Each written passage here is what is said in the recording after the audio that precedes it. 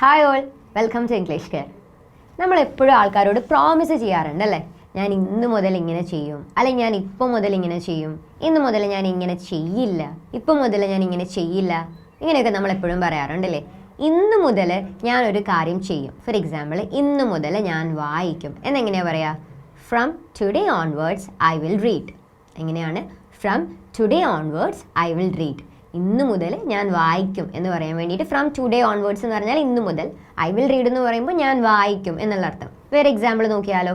From today onwards I will speak English. ഇന്ന് മുതൽ ഞാൻ ഇംഗ്ലീഷ് സംസാരിക്കും.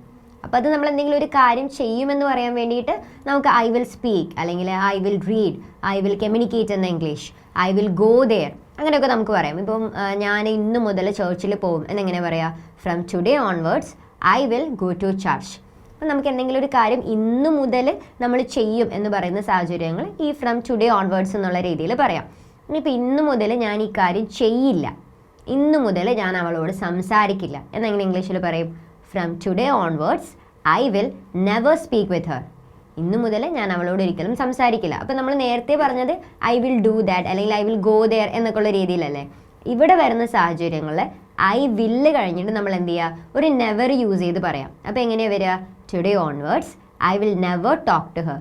Today onwards I will never do that project. ഇന്ന് മുതൽ ഞാൻ ആ പ്രൊജക്റ്റ് ചെയ്യില്ല, അല്ലെ ഇന്ന് മുതൽ ഞാൻ ചർച്ചിൽ പോവില്ല. Today onwards I will never go to church. അപ്പോൾ നമ്മൾ എന്തെങ്കിലും ഒരു കാര്യം നിർബന്ധമായിട്ട് ചെയ്യില്ല, ഇനി മുതൽ ഞാൻ ചെയ്യില്ല എന്നുള്ള രീതിയിൽ നമ്മളൊരു പ്രതിജ്ഞയൊക്കെ എടുക്കുന്ന സമയത്ത് ഈ നെവർ യൂസ് ചെയ്ത് പറയാം. അപ്പം നമ്മൾ പറഞ്ഞത് ഇന്ന് മുതൽ എന്നുള്ള രീതിയിലാണ്. ഇനി ഇപ്പോൾ മുതൽ ഞാനൊരു കാര്യം ചെയ്യും എന്നെങ്ങനെ പറയാം? From now onwards I will learn English. ഇപ്പോൾ മുതൽ ഞാൻ ഇംഗ്ലീഷ് പഠിക്കും. From now onwards I will speak politely. ഇനി മുതൽ ഞാൻ എന്ത് ചെയ്യും? പൊളൈറ്റായിട്ട് സംസാരിക്കും. അല്ലെങ്കിൽ ഇപ്പോൾ മുതൽ ഞാൻ ആ പ്രൊജക്റ്റിൽ വർക്ക് ചെയ്യും എന്നെങ്ങനെ പറയാം?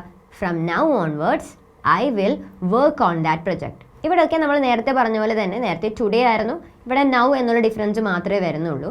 അപ്പോഴും നമ്മൾ പറയുമ്പോൾ ശ്രദ്ധിക്കേണ്ട കാര്യം ഐ വിൽ കഴിഞ്ഞിട്ട് വെർബിൻ്റെ ഫസ്റ്റ് ഫോം ചേർത്ത് പറയാൻ ശ്രമിക്കാം. ഇന്ന് മുതൽ ഞാൻ പുകവലിക്കില്ല, അല്ലെങ്കിൽ ഇപ്പോൾ മുതൽ ഞാൻ പുകവലിക്കില്ല എന്നെങ്ങനെ ഇംഗ്ലീഷിൽ പറയാം? From now onwards I will never smoke. ഇനി മുതൽ ഞാൻ സിനിമയ്ക്ക് പോവില്ല എന്നെങ്ങനെ ഇംഗ്ലീഷിൽ പറയാം? From now onwards I will never go for A movie.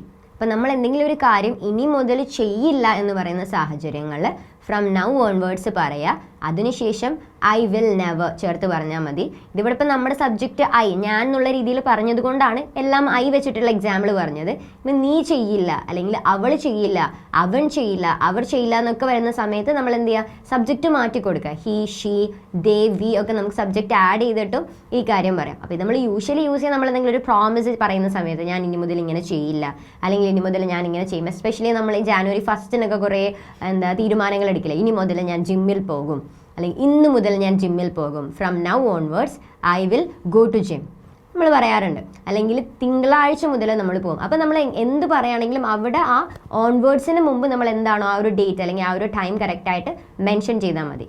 ഇത് ആക്ച്വലി കമ്മ്യൂണിക്കേഷനിൽ നമ്മളെ ഹെൽപ്പ് ചെയ്യുന്ന ഒരു നല്ല സ്പീക്കിംഗ് സ്ട്രക്ചറാണ്. ഇനി മുതൽ കമ്മ്യൂണിക്കേറ്റ് ചെയ്യുമ്പോൾ ഈ സ്പീക്കിംഗ് സ്ട്രക്ചർ യൂസ് ചെയ്ത് കമ്മ്യൂണിക്കേറ്റ് ചെയ്യുക. Thank you.